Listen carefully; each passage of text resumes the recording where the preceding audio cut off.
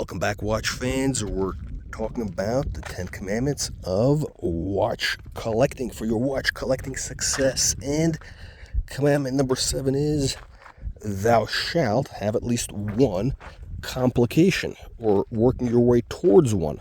What does that mean? Well, look, if you have, 5 watches, that becomes a collection basically, right? If you have 5 watches that you bought, that you made a decision to buy, that's a collection, right? Now, one of them at least should be some sort of complication. Probably, look, I think the ultimate complication is a perpetual calendar. If you don't have a perpetual calendar, you're not a real watch collector. I mean, you can't call yourself a watch collector, right? And by the way, and there's nothing wrong with that, right? You don't need to be a watch collector. There's nothing special about that.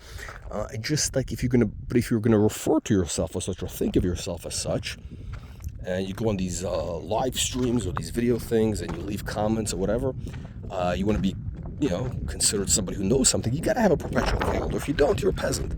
That's right, you're a peasant in a tomato can. Now, so what does it mean? So if you have 5 watches, you can't have all 5, Rolex Submariners, or 5, they dates, the presidents. Technically, that is a complication, although it's kind of so basic, it's become so watered down, we don't appreciate it anymore. But here's what I mean by complication. Definitely perpetual calendar. Okay, if you don't have a perpetual calendar, you're basically a peasant. Sorry, that's the way it is, right? And by the way, Archie Luxury, does Archie have a perpetual calendar? He does not. He does not. And you know what? He has never had one. The Colonel has a perpetual calendar. That's right, Archie. The 3940G. Unbelievable, but true. Unbelievable true. And I'm not wearing it today, of course. It's a little warm. Now, the problem with that watch, the problem with these dress watches, with a Patek is, if they come in a leather strap, you can't wear it hiking. It's going to get, I don't want it to get sweaty. After I'm done, I'm going to wash this off with soap, right? In the summer, I wash my watches every day. I mean, if I'm wearing them and I'm sweating, right?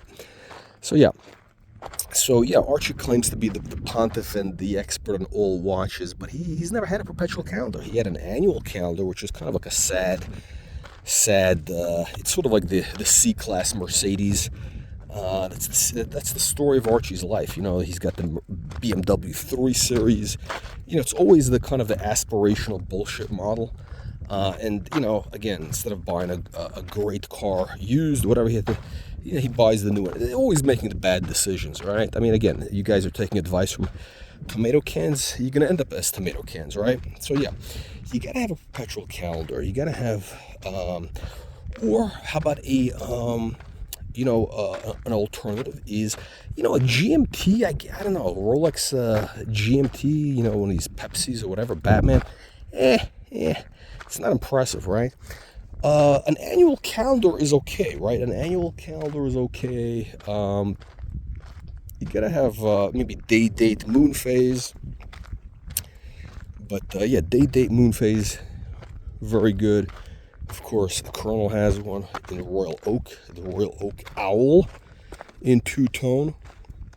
You can have a dual time, travel time with a calendar. That's actually, interesting. And what's good about those is, they got more going on the dial than a basic Rolex GMT, right? I mean, look, by the way, how many people actually use that GMT, the Rolex? How many people actually use the other time zone, right? I don't know, not too many, because most of the people who buy that watch, they buy it for the look. It's almost like a Daytona. They don't actually use it for timing anything, right? Is a chronograph a complication?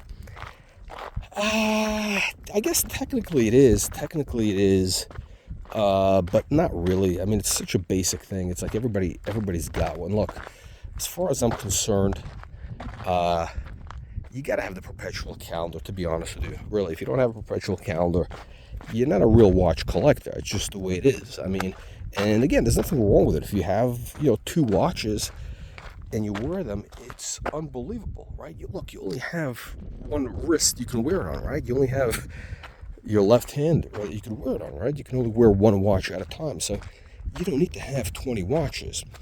I mean, look, the only reason to have 20 watches is if you're buying them and with a specific intent that you're buying something which is going to increase in value,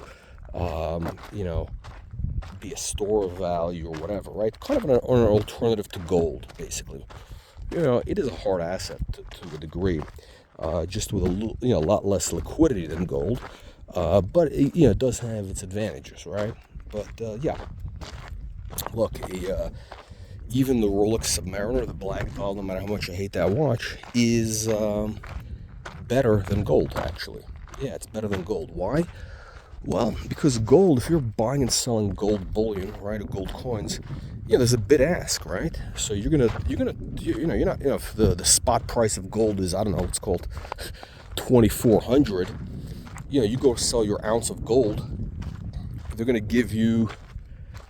probably going to try to give you 2,300, but really, 2,350, whatever. Maybe, I don't know. Maybe, who knows?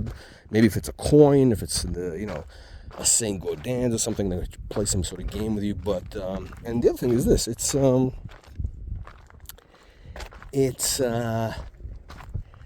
not really usable, right? Gold does nothing. The Rolex Submariner, at least, you could use it. Tells you the time. You could take it anywhere with you. And when you sell that watch, it is basically there's about a 5% spread. So if the watch is worth, let's say, 10 grand, somebody might offer you 9. But really the price is probably closer to 9,500. So it's a 5% slippage. Whereas with gold, it might only be like 2%, which is, I think, pretty good for a, for an asset. 10% slippage is, I think, acceptable. Look, when you're buying and selling a house, right, real estate, we're talking real estate, the slippage is probably close to 10%, right? You think of brokers' commissions, all the different fees, maybe not 10%, 6, 7, 8, whatever it is, right? It adds up. Maybe you might have to do some work, whatever, it adds up. So 10% for a Submariner, perfectly acceptable. But by the way, going back to the idea of you got to have complications. Yeah, the problem with the complication is, and the reason it means you're a real watch collector is they're also harder to sell, right? They're more expensive. It's not that easy to sell a $20,000 Perpetual Calendar or $50,000 Perpetual or $100,000 Perpetual Calendar, right? Not that easy because, there's fewer buyers. Look, a Perpetual Calendar is a watch for the aristocrat, for the connoisseur, not for the tomato can, not for the peasant. The peasant wants the Daytona, they want a Submariner, they want the Master. So that's the way it goes. But it's a sacrifice you have to make when you have a Perpetual Calendar that by the way, there's slippage, but also can increase in value a lot more, right? Like the Patek 3940, if you've been following it, you can see what's going on in the market. But if you sold a watch, probably the slippage there would be 10%. I'm trying to think, maybe like 15% between the bid ask, probably.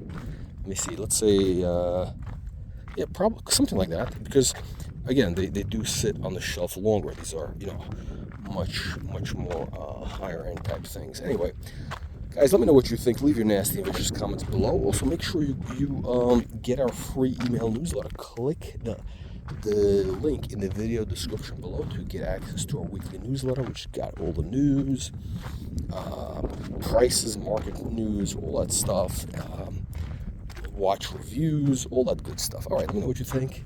See you in the next one.